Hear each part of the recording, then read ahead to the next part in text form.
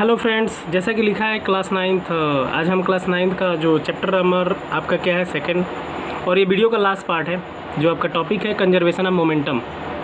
इसके बाद आपका ये चैप्टर आपका क्लोज हो जाएगा।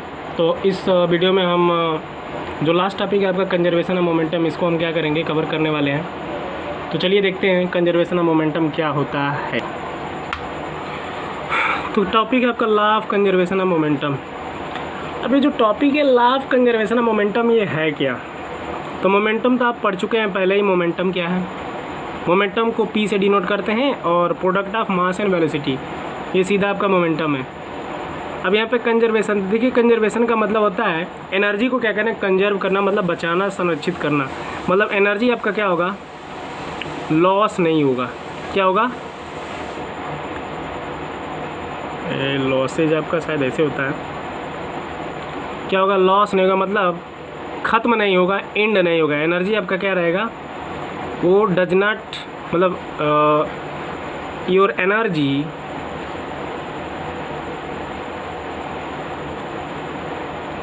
Never be and. यही है कंजर्वेशन, मतलब संरक्षण होता है। इसका हिंदी आपका क्या होता है, संरक्षण होता है। मतलब जो कंजर्वेशन ऑफ मोमेंटम, मतलब जो हम वर्क करेंगे उसमें जो मोमेंटम होगा आपका, वो क्या रहेगा, संरक्षित रहेगा, बचा रहेगा।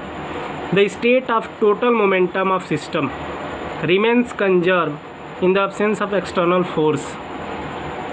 कहा जा रहा है कि जो सिस्टम है आपका, मतलब जो ऑब्जेक्ट बॉडी है, उसका जितना टोटल आपका मोमेंटम होगा वो क्या रहेगा, वो कंजर्व रहेगा, मतलब संरक्षित रहेगा। किसके? In the absence of external force. अगर कोई एक्सटर्नल फोर्स नहीं लग रहा है तभी भी क्या रहेगा, वो संरक्षित रहेगा। इसको अब हम मैथमेटिकली समझने की कोशिश करते हैं। तो जैसे देखिए, चलते हैं, प्रूव करते हैं हम लोग। तो आपका ये कोई दो ऑब्जेक्ट हैं, एक का मास आपका m1 है और एक का मास आपका m2 है। अब ये क्या कर रहे हैं, ये जो दोनों ऑब्जेक्ट हैं, ये एक स्ट्रेट लाइन में अलोंग द स्ट्रेट लाइन अपने इनिशियल वेलोसिटी के साथ, इसकी इनिशियल वेलोसिटी u1 है और इसकी इनिशियल वेलोसिटी क्या है, u2। ये दोनों क्या कर रहे हैं, एक इधर से आ रहा है और एक इधर से आ रहा है, मतलब ऐसे आ रहे हैं, ठीक है। एक इधर से और एक इधर से ऐसे आ रहे हैं। जब ये आपस में आ रहे हैं तो यहाँ पे इनका मोमेंटम क्या हो गया, m1 u1, और यहाँ पे मोमेंटम क्या हो गया, m2 u2। ये आपका हो गया। अब जब ये दोनों आपस में आ रहे हैं तो यहाँ पे आफ्टर टी टाइम, मतलब small interval of T time, अब इसका थियरी बेस मैं कवर करूँगा, मतलब यहाँ पे मैं शॉर्ट इंट्रो दे रहा हूँ। Small interval of T time, मतलब कुछ टी समय बाद ये जो दोनों ऑब्जेक्ट है आपस में क्या हुए, कोलिजन हुए, मतलब आपस में टकराएं। जब ये आपस में टकराएं तो इनकी वेलोसिटी क्या होगी, m1 की वेलोसिटी क्या हो गई, v1 हो गई, और m2 की वेलोसिटी क्या हो गई, v2 हो गई। जैसे मान लीजिए एक ऑब्जेक्ट इधर से आ रहा है, जैसे मान लीजिए ये कोई पाथ है, एक ऑब्जेक्ट इधर से आ रहा है और एक ऑब्जेक्ट इधर से आ रहा है। जब आपस में ये टकराएं तो फिर क्या होगा, ये इधर बैक हो जाएगा और ये इधर बैक हो जाएगा हमारा।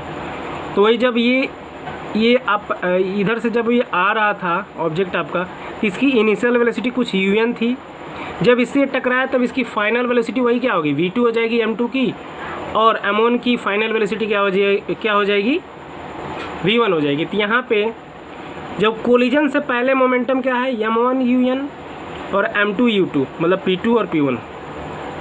और जब बॉडी आपस में टकरा गई तब इनका मोमेंटम क्या हो जाएगा हमारा, m1 v1 और इसका m2 v2। ये जब टकरा गए तब है, मतलब आफ्टर कोलिजन, और ये बिफोर कोलिजन, इन दोनों का मोमेंटम है।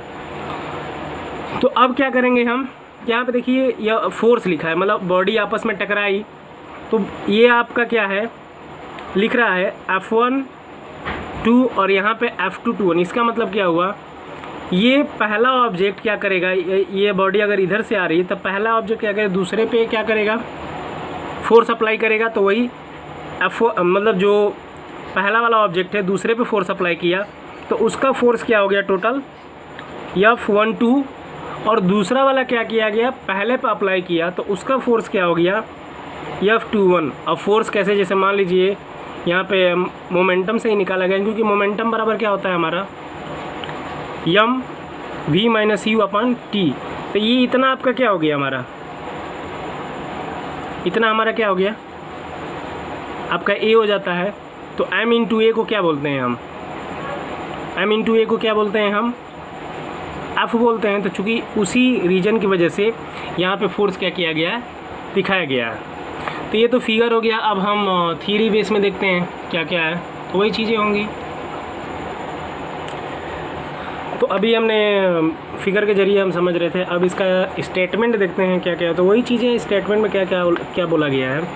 Consider a body of a mass m1, मतलब कोई बॉडी है जिसका मास m1 है, वो क्या moving with velocity un when striking against another body of mass m2 moving with velocity u2।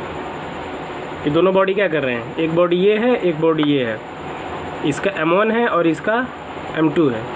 तो इसकी वेलोसिटी क्या है un और इसकी वेलोसिटी u2, ये चीज़ें है।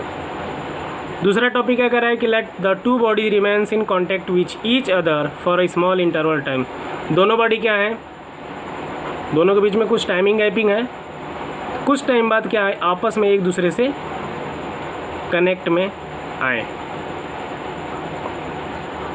जब आपस में कनेक्ट में आए तो लेट जो F12 be the average force exert by mass m1।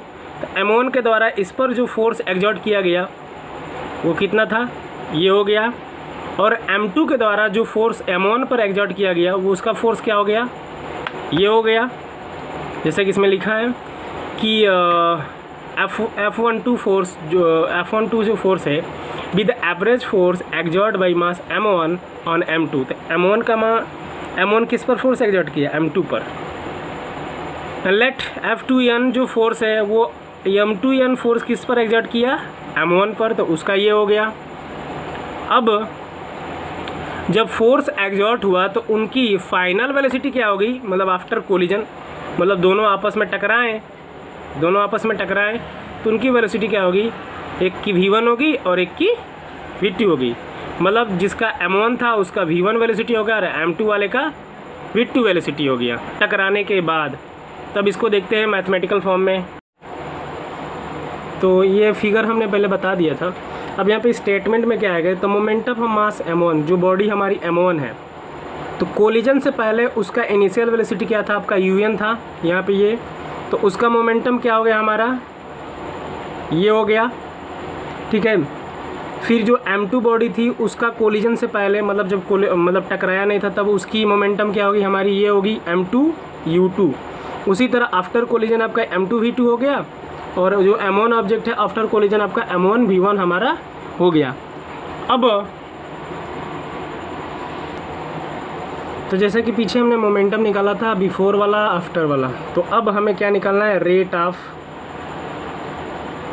Of momentum, rate of momentum of body before the rate of momentum of a body before and after क्या है, कोलिजन। तो क्या होगा हमारा, बिफोर वाले का क्या हो जाएगा हमारा m1 un, और आफ्टर क्या हो जाएगा हमारा m2 और v2। ये हो गया हमारा सॉरी, ये बॉडी हमारी आफ्टर का आपका m1 un हो गया, और ये बाद वाले का जो आपकी बॉडी थी m2 v2 आपका ये हो गया। अब हम क्या देखेंगे, रेट क्या आ रहा है ना, तो रेट हमारा क्या है, मोमेंटम। तो मोमेंटम बराबर क्या होता है, p equal to m into v. तो हमारी जो बॉडी है वो आपका ये हो गया m, इसको कॉमन करेंगे हम तो क्या हो गया हमारा ये v1 minus un upon t, मतलब जो रेट है तो हमारा t हो गया। अब इसके बाद क्या है, ये तो हो गया हमारा कौन सा मोमेंटम हमारा, ये before momentum of before collision, या शॉर्ट में हमने लिख दिया। अब आफ्टर देखेंगे कि मोमेंटम ऑफ आफ्टर कोलिजन, तो ये क्या हो गया हमारा, यम कोलिजन में क्या था हमारा V2 माइनस U2 अपान ये T हो गया। अब हम क्या जानते हैं, according to third law of motion, तो थर्ड लॉ ऑफ मोशन हमारा क्या कहता है, according to third law of motion, topic था हमारा कंजर्वेशन ऑफ मोमेंटम। क्या हो जाएगा हमारा, momentum of before collision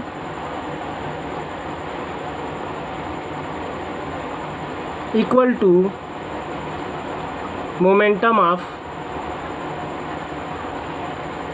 after collision. मतलब बॉडी टकराने से पहले वो मोमेंटम और बॉडी टकराने के बाद उसकी मोमेंटम क्या होगी, आपस में बराबर होगी। थर्ड लॉ के अकॉर्डिंग आपका ये है कि जब कोई दो ऑब्जेक्ट आपस में टकराता है तो वो क्या होते हैं, फोर्स क्या होता है हमारा, इक्वल होता है, और फोर्स का जो डायरेक्शन होता है हमारा अपोजिट होता है।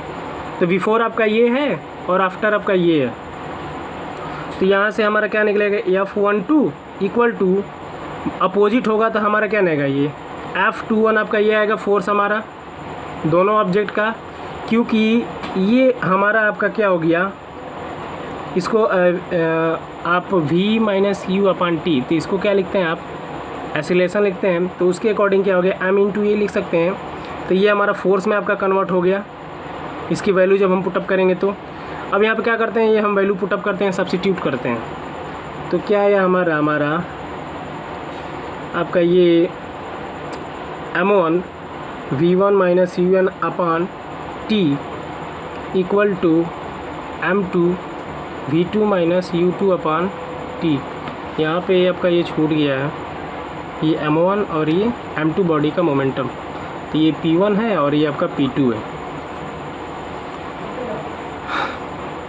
अब क्या करेंगे, ये आपके दोनों क्या है, ये हमारा क्या है माइनस में है, इसको पहले हम ऐसे कर लें। अब क्या होगा हमारा, ये दोनों आपके क्या होंगे, कैंसिल हो जाएंगे। कैंसिल होने के बाद हम क्या करेंगे, इनका अब मल्टीप्लाई करेंगे। मल्टीप्लाई करने के बाद पहले ये हम मल्टीप्लाई कर लें, M2 V2 minus M2 U2। अब यहाँ से M1 V1 minus M1 UN, और ये जो माइनस आपका बाहर है, ये जब बाहर निकलेगा आपका M2 कितना हो जाएगा V2, और ये हमारा प्लस हो जाएगा M2 और ये U2 हो जाएगा। अब देखिए अब क्या करेंगे, ये जो पार्ट है इसके साथ आ जाएगा और ये वाला पार्ट क्या होगा, इसके साथ चला जाएगा। तो M1 V1 plus M2 V2 equal to आपका M1 UN plus M2 U2। ये हमारा क्या हुआ, आपका law of conservation of momentum के अकॉर्डिंग, यानी कि जो टोटल बॉडी की मोमेंटम है वो क्या है, कंजर्व रहती है। यहाँ पे हमारा क्या हुआ, ये प्रूव हो गया आपका जो law of conservation of momentum था।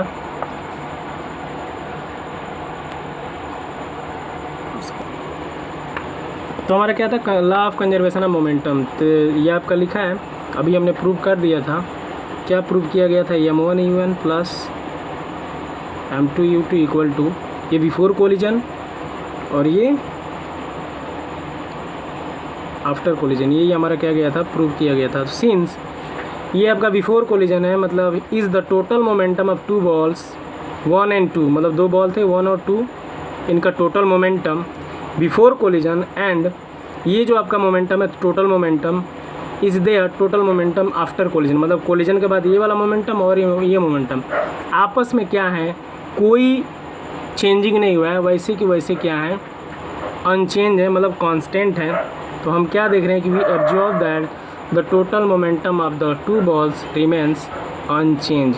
उनके मोमेंटम में क्या है, कोई चेंजिंग नहीं हुआ है। हम स्टार्टिंग में हम जो निकाले थे हमको वही मिला, M1U1 और M2 का M2U2, और इन दोनों को हम क्या करेंगे, जोड़ देंगे तो जो हमको मिलेगा इनका मोमेंटम, वो जो कोलिजन होने के बाद जो वो मोमेंटम निकले दोनों आपस में क्या रहेंगे, बराबर ही रहेंगे, वैसे कि वैसे मोमेंटम आपका रहेगा। तो ये law of conservation of momentum रहा। ये आपका जो सेकंड चैप्टर यहीं पे समाप्त होता है। तब तक के लिए थैंक यू।